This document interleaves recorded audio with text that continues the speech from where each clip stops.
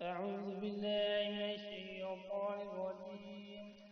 بسم الله الرحمن الرحيم.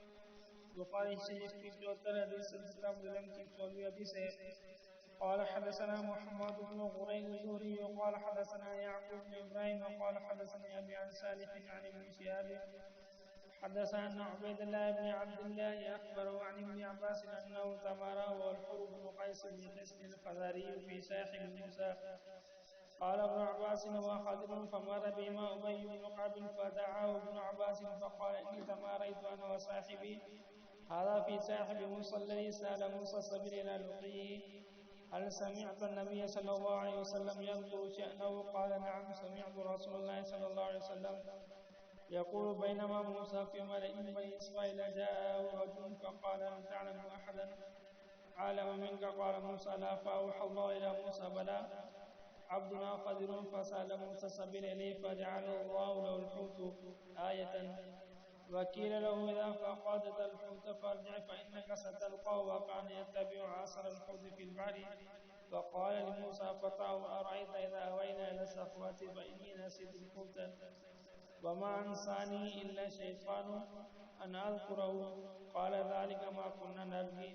فارتد على آثارهما قصصا فوجد خضرا فكان من شأنهما الذي قص الله عز وجل في كتابه. أعوذ بالله عبد الله بن عبد الله خبر کی ایک مرتبہ عبداللہ بن عباس رضی اللہ عنہ اور حور بن قیس بن حصن الفزاری نے اس بات پر بحث چھڑی کہ حضرت موسیٰ علیہ السلام کے ساتھی کون تھے. ابن عباس رضی اللہ عنہ نے فرمایا وہ خضر علیہ السلام تھے. اتنا ابی بن کعب رضی اللہ عنہ وہاں سے گزر رہا تو عبداللہ بن عباس رضی اللہ عنہ نے فرمایا ہم دونوں میں یہ بحث چل پڑی کہ موسیٰ علیہ السلام کس کے پاس گئے تھے اور کس سے ملنے کا انہیں راستہ پوچھا تھا. کیا آپ نے اس بارے میں نبی صلی اللہ علیہ وسلم کو سنا ہے؟ انہوں نے کہا جی آپ سنا ہے. نبی صلی اللہ علیہ وسلم نے فرمایا کہ ایک مرتبہ موسیٰ علیہ السلام بنی اسرائیل کی ایک جماعت نصیحت فرماتے ہیں کہ ایک شخص نے آپ علیہ السلام سے پوچھا ہے کیا آپ کسی ایسے شخص کو جانتے ہیں جو آپ سے بھی زیادہ رکھتا ہو؟